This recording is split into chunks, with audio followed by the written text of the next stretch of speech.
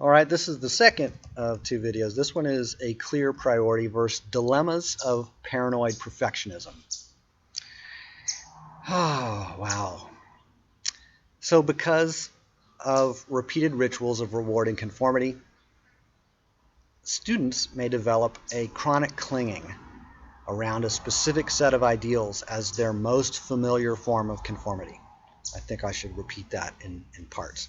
So in standard, typical mainstream classrooms, there will be rewarding of conformity, and there will be repeated rituals of rewarding conformity. And because of those repeated rituals of rewarding conformity, students are going to kind of cling to their most familiar form of conformity. What are the ideals that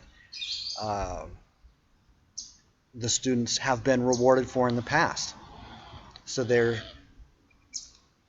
programmed to expect rewards for conforming in certain ways.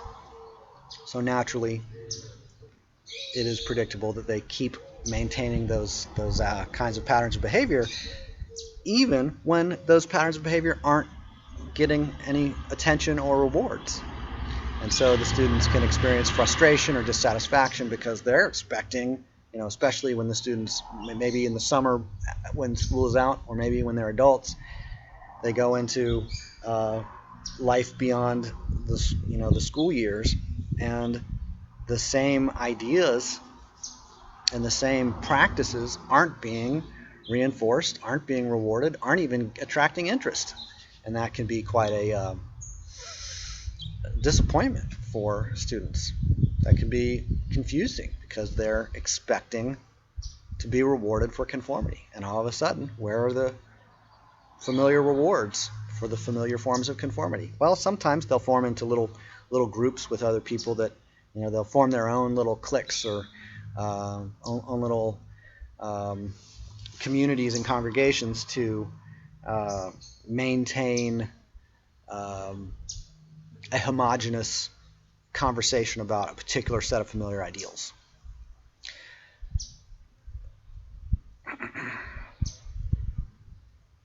So when we consider students as they get older and as they finish with their school years, we can wonder exactly what standards will they conform to blindly. What expectations will they have as far as being rewarded for certain behaviors or being punished for certain behaviors? It's also possible that they're expecting punishments, and then as time goes on, suddenly there's no punishment for certain behaviors, and then they kind of get really active in those behaviors that used to be punished. Finally, they get to freely explore those behaviors. So what behaviors will they conform to blindly? What will they reactively rebel into? Would be a similar question in a different direction. So things that they're not getting punished about, once they realize that, will they obsess over their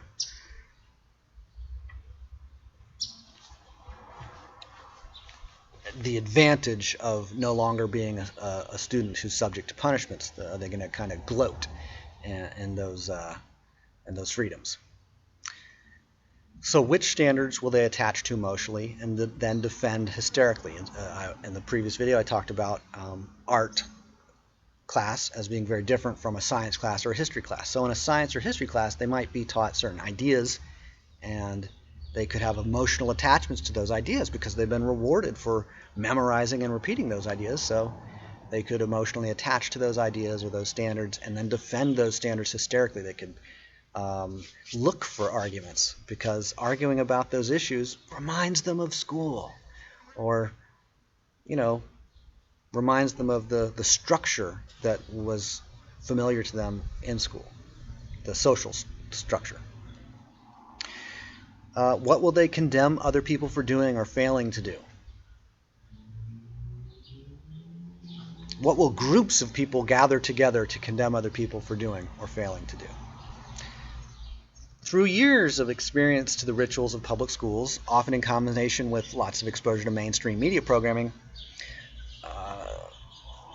most students will have the same kinds of responses. We can notice that most students will form chronic tensions in relation to specific ideals, in particular in relation to politics as well as religious morality. So while schools may not emphasize morality in a specifically religious way, certainly schools can promote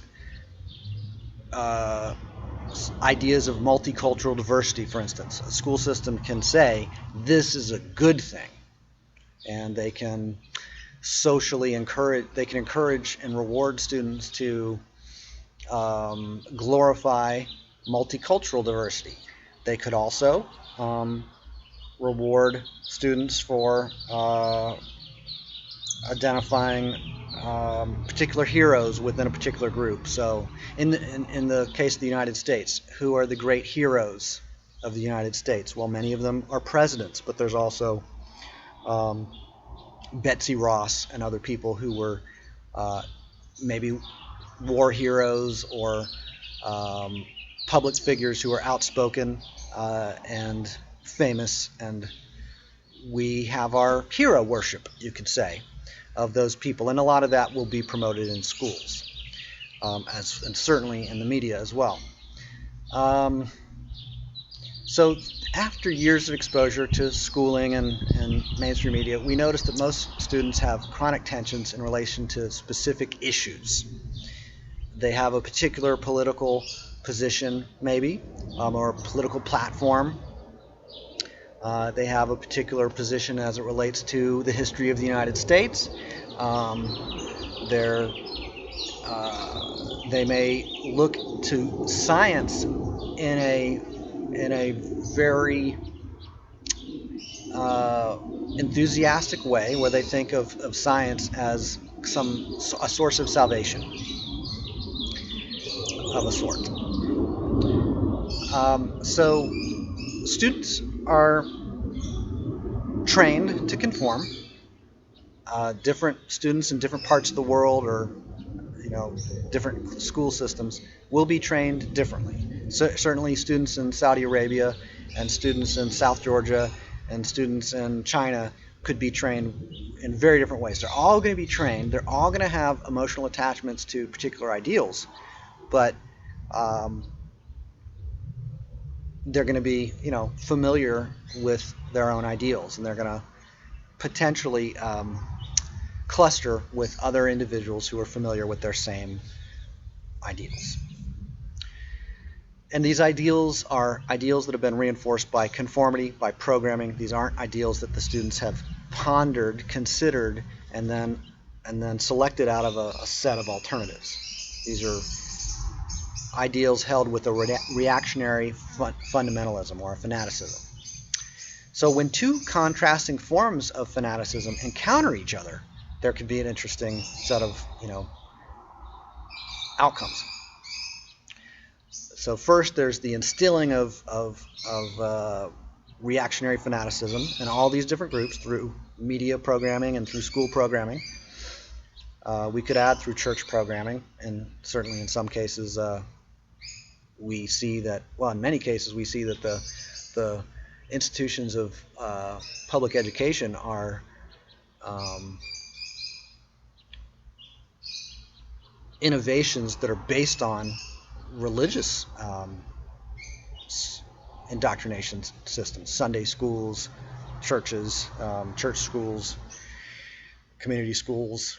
We didn't have mainstream schools hundreds of years ago in the way that we do now, but we did have military training programs to train cadets. We did have training programs of a variety of kinds, including for religious monks, nuns, priests, and so on. So there were seminaries, universities for medical schools, and these kind of things. So there's a variety of different kinds of training programs that have existed, and modern schools definitely reward conformity,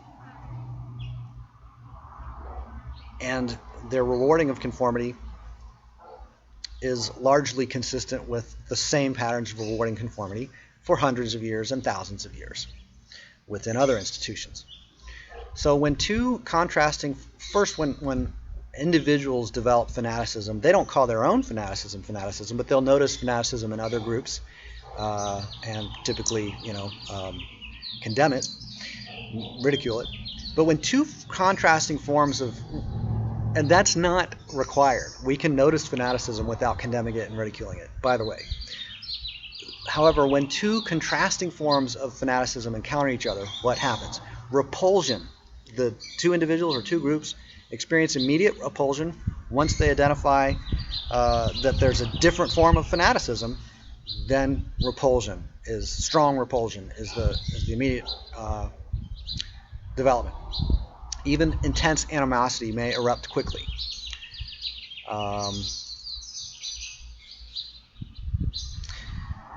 We see that over and over and over. So the masses, through programming, develop terrified loyalty to different forms of perfectionism. In other words, the ideals that they worship as sacred. But even though there's all these different forms of perfectionism, all of the masses all over the world are being programmed to be perfectionists. There's just different kinds of perfectionism that they're being programmed to follow. So groups of people will form or congregate based on having similar types of perfectionism. Other forms of perfectionism will be ridiculed within each perfectionist group. There's going to be condemnation and ridiculing of the other groups. I think of in politics, there's, what is this called? The primary politics. So you have people within the same party who will, criticize each other during the primaries. And then once an individual winner is selected as the candidate for that party, then all of the infighting and the internal bickering, that typically just stops. And many or most of the people will favor that candidate relative to other alternatives of other competing parties. So there's a phase of argument and animosity within the party, where the different factions of the party form. But then at some point, the factions may more or less, they don't dissolve, but the boundaries between the factions soften, and they cooperate to oppose the common enemy or the common competitor. So what is the central paranoia of all perfectionists? The central paranoia of all perfectionists is the idea that someone may find out about their imperfect conformity at some time, some little bit or a lot of bit of imperfect conformity to the familiar form of perfectionism. Whatever the ideals are, they're not based on anyone's actual life. So there's a lot of different ideals. Somebody can associate themselves with a particular group and say, I am a follower of this group, and then they live their life, and then they find out, oh, wow, I didn't know that in regard to diet, this group has that particular issue. Wow, I feel really concerned maybe about having done that dietary practice that's not part of the that group, that's contrary to the ideals of that group. So a perfectionist will feel guilt, and they may also hide the fact that they at some time didn't know the dietary guidelines or violated them knowingly, perhaps. But the fact that they were violated will generally be not well publicized, maybe hidden, maybe distracted from. So the central paranoia of all perfectionists is the idea that someone may find out about their imperfect conformity to the familiar form of perfectionism. Even worse than someone finding out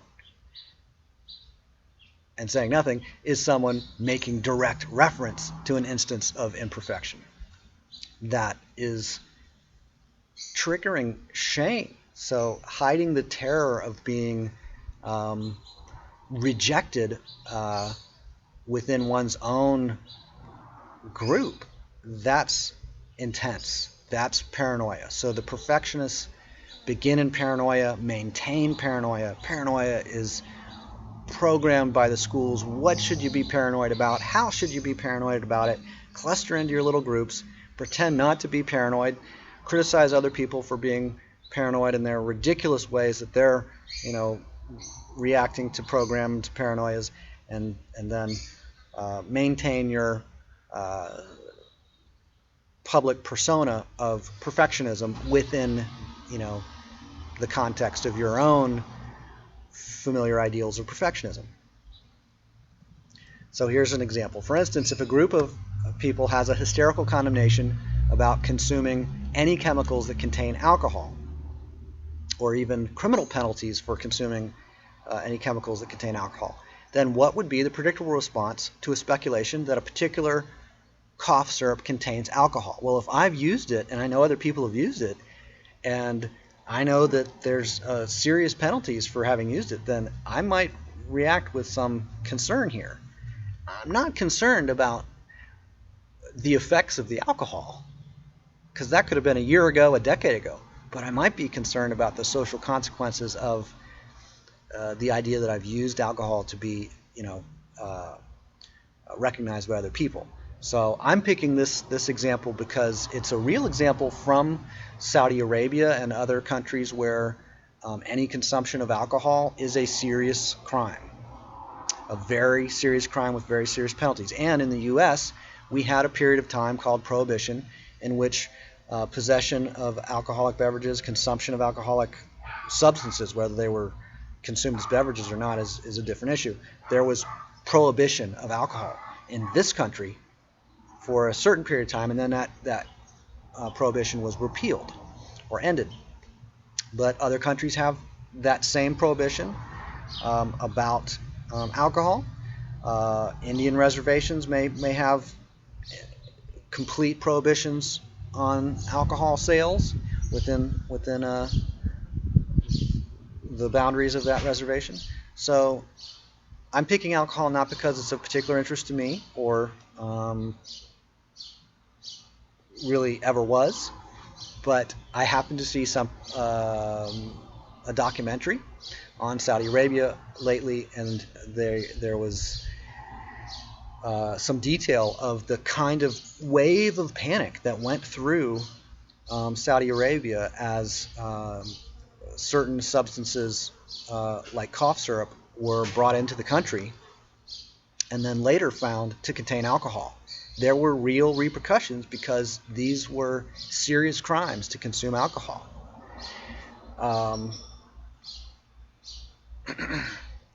So if I personally have repeatedly used a particular kind of cough syrup, and then someone says that brand of cough syrup contains alcohol, then what might I say as a reflexive dismissal? In panic, right? In paranoia, I might say that cough syrup cannot contain alcohol. I just completely dismiss the idea in this, really interesting denial. And the shameful terror or paranoia, it will produce or will correspond to a reactive rejection of an idea, a reflexive rejection of an idea, rather than curiosity. I'm not interested in does it contain alcohol or not, and why is alcohol prohibited. I just want to deny that cough syrup contains alcohol. I just want to, dismiss that idea completely,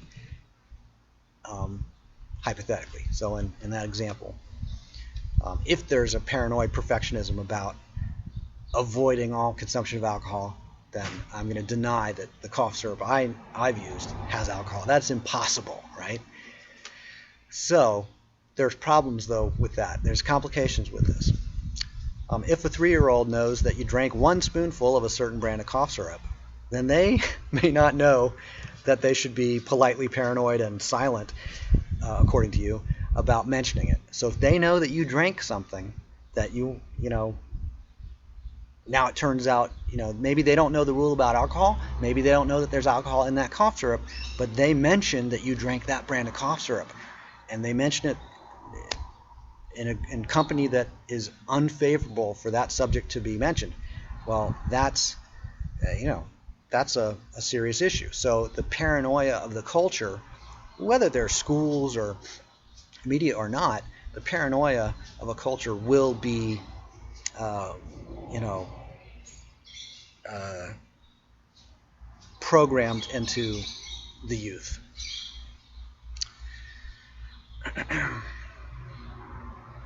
So that 3-year-old, they might not know that they should be politely paranoid about mentioning it. They should be discreet about mentioning it.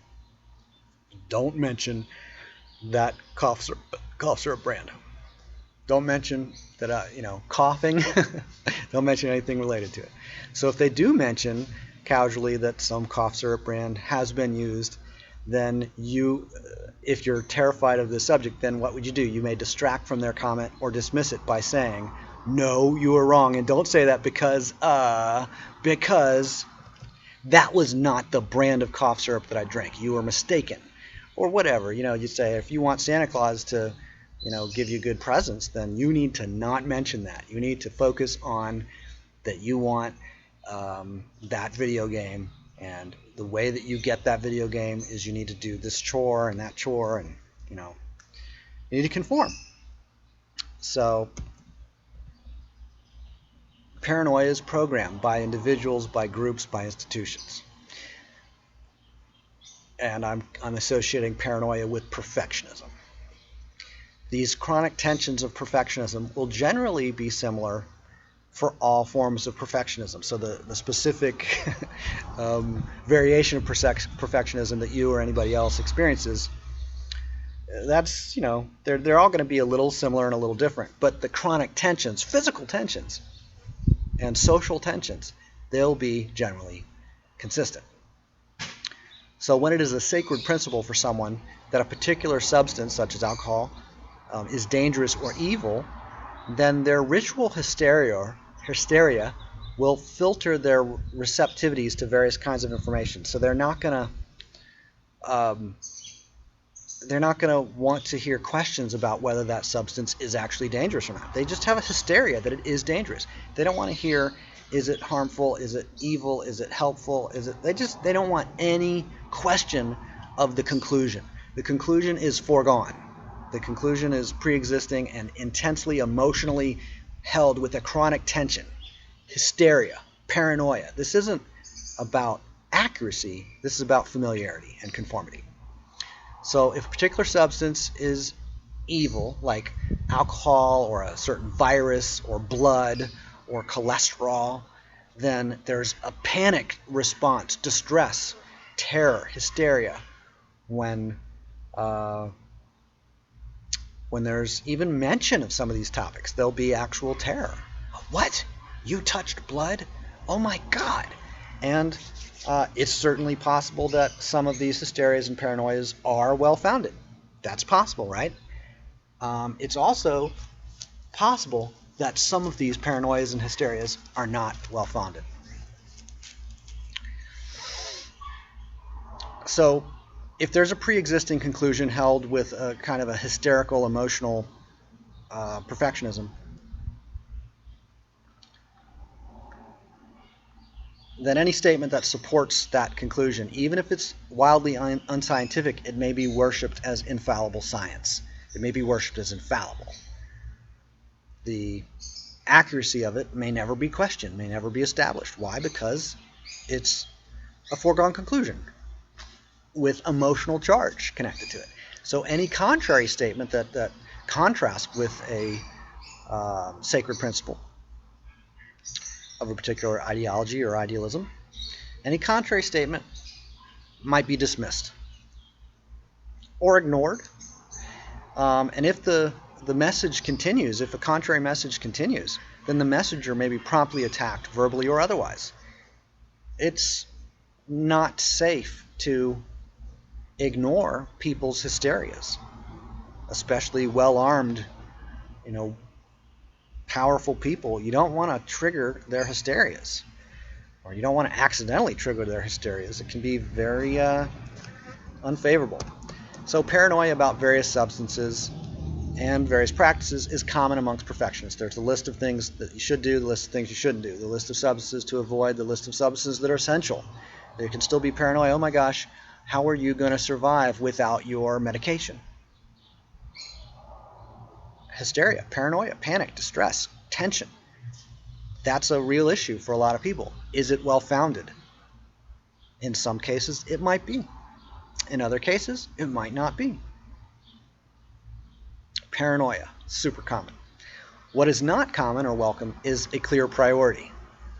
When people have a clear priority, consider that that's actually unwelcome and rare. Clarity about a priority. This isn't the use of the word priority. I don't mean that using the word priority is unwelcome. I mean what I'm about to describe as a real clear priority. That may be threatening to a lot of people. So people who are justifying some form of indoctrinated perfectionism are a lot of people, and they have certain patterns that go with them. They're justifying some form of indoctrinated perfectionism, and they don't assess methods by their actual results of those methods. They don't necessarily even pay attention to the results of the methods. They may assess methods or practices or options by familiarity, by popularity, by conformity to pre-existing doctrines. If I've been indoctrinated with a certain kind of perfectionism, I want to know, does a method fit my pre-existing indoctrination? That's the first thing I want to know, because that's my priority, or that's my focus. It may be a priority based in hysteria and paranoia. It may not be what I mean by a clear priority, or a priority that's founded in simple clarity. But complex perfectionisms may really filter how I evaluate methods. So what target outcomes do people who are perfectionists use to organize their communications and other activity? What target outcomes do they use? They use program ideals, so they're going to target the outcomes that they've been trained to target. They may call those targets their priority, but it's not a innately, intuitively discovered priority. It's a priority that lots of people have, and they're going to probably go about pursuing that priority in the same ways that lots of other people do. They defend their ideals hysterically.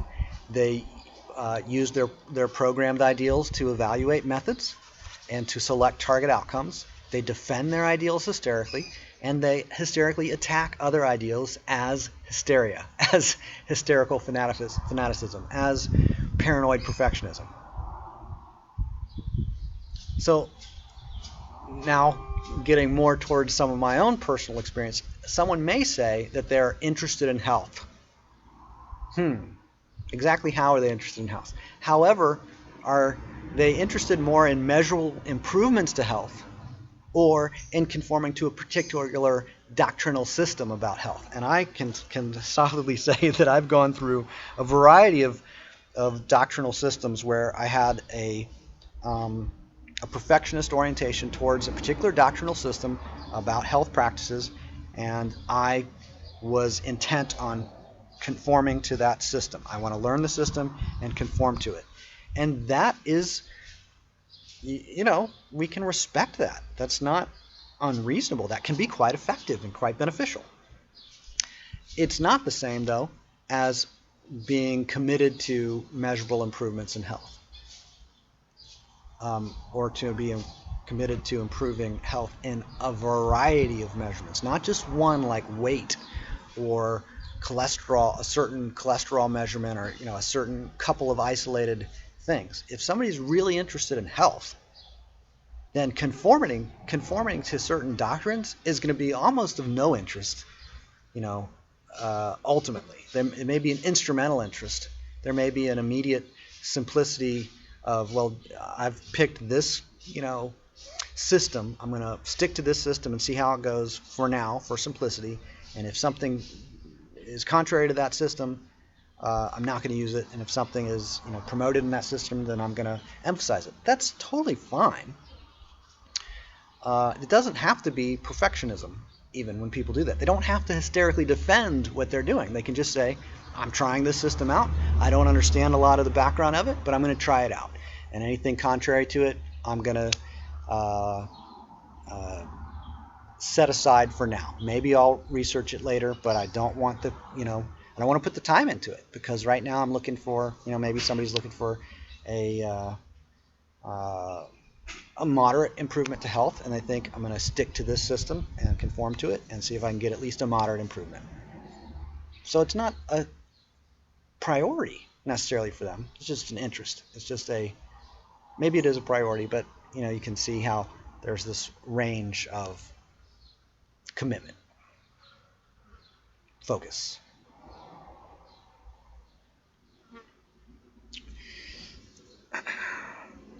So in my own history of hysterical perfectionism, my various favorite doctrines about health at any particular time were magnets for social validation. I wanted to attract social validation, and a lot of them were dietary. I tried veganism, I tried vegetarianism, I tried a variety of dietary disciplines, and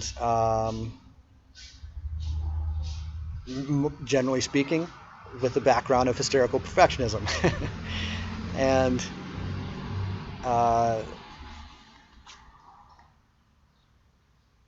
I was isolating myself from other people by using these hysterical associations with particular health doctrines. And I'm not saying it's good or bad to isolate from other people in general or other people in particular. It is just isolating from other people. In my own history of hysterical perfectionism, my various favorite doctrines about health at any particular time were magnets for social validation. I paid attention to whether other people agreed or disagreed. I was sensitive to criticism. You could say hypersensitive. And over time, my sensitivity to criticism shifted. It diminished.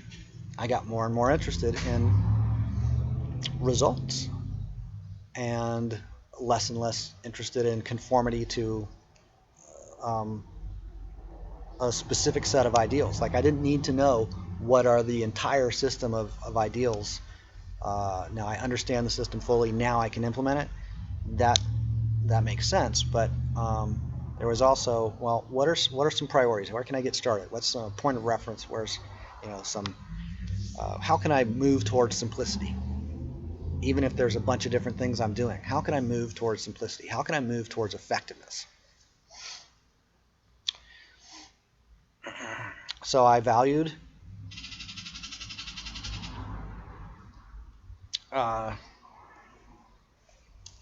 knowing what I should do and then doing what I should do. And what I should do changed over time, or what I believed I should do definitely changed over time. I was indoctrinated in schools about the dietary practices of the standard American diet, or the school, what the school system in general recommended at the time that I was in the school system. They had their subjects of paranoia and subjects of emphasis and encouragement. And if I valued improved health because of practical advantages that improved health would give me, okay, that would be distinct. So if I want the practical advantages of improved health, then I might not have focused so much on arguing. I might have focused more on measuring results. However, at times I focused on arguing about health. That's a social activity, arguing. I picked a topic that I could argue about. Hey, how about health? I find some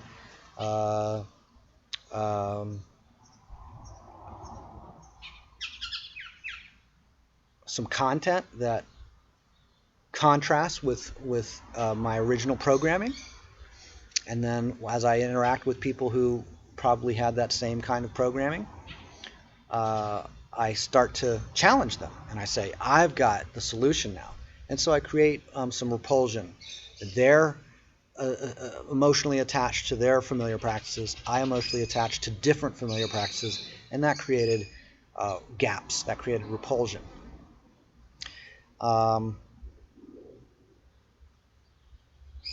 If I was really just focusing on practical advantages of improving health for a practical advantage, I probably would have focused a lot more on measuring health. I probably wouldn't have socially, been concerned, and I probably wouldn't have invested time in arguing with people to try and convince them of, to justify what I was doing. So I mentioned health. As for financial wealth, if I valued improved wealth because of practical advantages that improved wealth would give me, then I might not have focused so much on arguing about wealth. I would not have invested so much time in criticism and blame. I would not have campaigned so much for political salvation. I just would have measured different methods and then invested in different methods according to the measured value, the measured, returns of the different methods.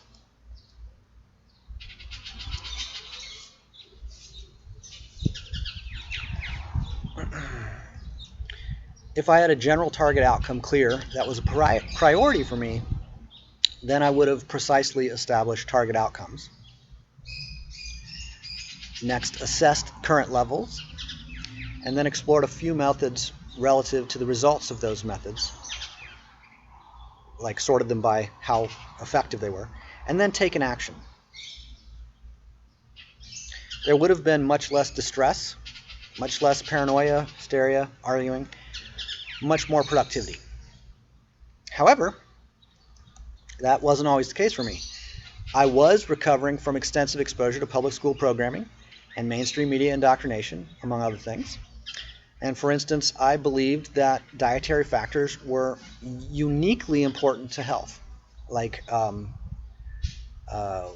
this is emphasized in schools, that diet is such a big factor in health. We are paranoid about cholesterol and cancer and diabetes and heart attacks and all these different issues that we're trained to be paranoid about. And many of them are connected to various dietary practices. So I was trained to think of diet as a dominant factor in health.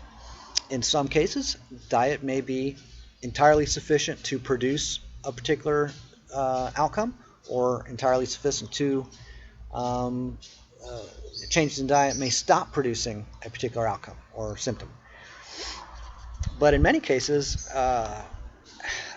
there are other ways to alter the effects besides diet, or diet is irrelevant.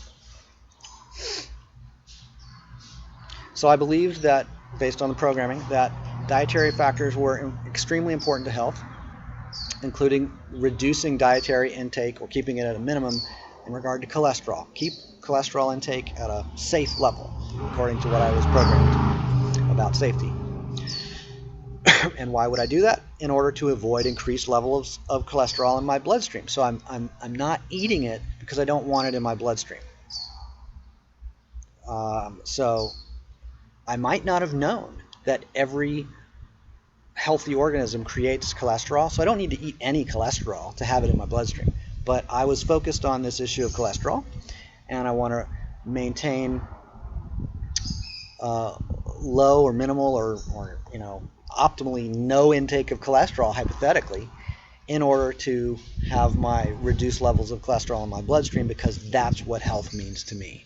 Why? Because that's what I was programmed to believe. So does eating less cholesterol always reduce cholesterol levels? I didn't ask. I didn't check. I just shopped and ate in conformity to my program paranoias. Is a lower cholesterol level always favorable? Is a high cholesterol level always unfavorable? Again, I did not ask or check. I just behaved in blind conformity to the indoctrinated chronic tensions. In other words, I was trained to have chronic tensions and stress and distress about certain issues. Paranoia. So why was I so concerned about something like dietary cholesterol intake? Programming. Why was I so hysterical about my favorite political reforms? Perfectionism. Training that blind conformity will be rewarded, that blind conformity is like the ultimate good. Another way to say it was, I was simply confused. I was absolutely terrified that my confusion might be recognized by other people. I was confused as well as hysterically paranoid that others might notice my chronic tensions of perfectionism and my awareness of my own imperfection relative to various idealisms of perfectionism. You pick any kind of idealism about perfectionism, and I've probably done something to violate it sometime. um, so I was confused and hysterically paranoid. More favorable than being confused and hysterically paranoid would just to be confused. That's much, much more favorable.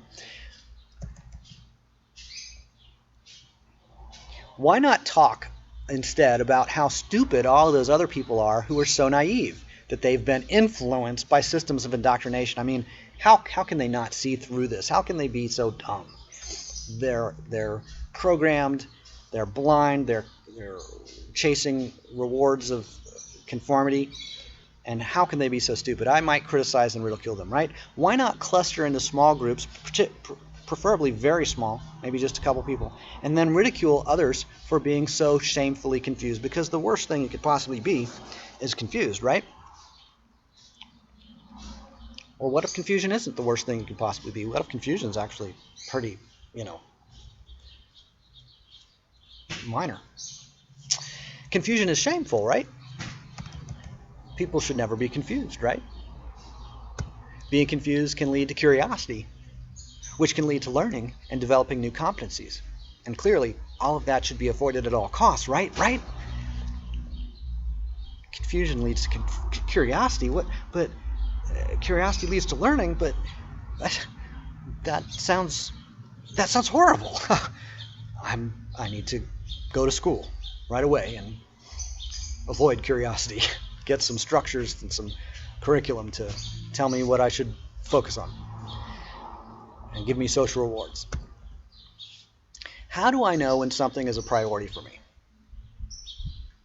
When I don't need other people's validation or permission to openly display my interest in it, that's probably a sign that it's an actual priority, not just an ideal that I've been programmed to have. In the absence of reinforcement, it doesn't dissipate. If it's a real priority for me, then it's still there, whether I talk about it or not. In fact, if I experience any need to openly display something, why? That has to do with social consequences, social rewards, maybe avoiding social punishments. But a priority isn't about, unless the priority has to do with social rewards, then I can have it privately. Nobody can know, and it can be a clear priority. Social validation or social awareness of my priority isn't required. It's still a priority, whether or not anyone knows. So what about criticism? A clear priority of mine that some individual or some groups criticize, it's still a priority, it's still clear. Their criticism doesn't alter the clarity or the fact that it's a priority. This is not about conforming to anyone's favorite model of perfectionism. This is not about finding the most popular form of hysterical paranoia, because the most popular form of hysterical paranoia is probably the best and the safest, right? Gets the most social rewards, at least. What is this about? This is about identifying a clear priority and then fulfilling it. Identifying a clear priority and then identifying actions that promote it and then taking those actions and fulfilling that priority. Finally, if there's a dilemma over two or more possible target outcomes as to whether one of them is the clear priority, if there's a dilemma as to is one of these the clear priority, which one's the clear priority? If there's a dilemma, then consider that clearly none of them are the clear priority. Clear priorities don't have dilemmas around them. They're clear. They stand alone. They're priorities, like coming before other things. Priority related to the word prior or first. If there's a dilemma involving two or more things, it's possible that none of them are a clear priority. None of them are a priority, or at least not clearly. So when a clear priority is identified, there's no experience of dilemma. There's investigation of methods to promote that priority, and then there's maybe an assessment of the resources available for me to use a particular method, and if not, then I gather resources or I find another method or both, and there's action to promote that priority. There's clarity, there's action. There's a priority. There's not necessarily talk about it being a priority. Maybe there's talk about it, maybe there's not. I don't need to defend that it's a priority. I don't need to justify why it's a priority. I don't need to, get reinforcement that other people agree that it's really a priority for me. It's just either a priority or not. It's either clear or not.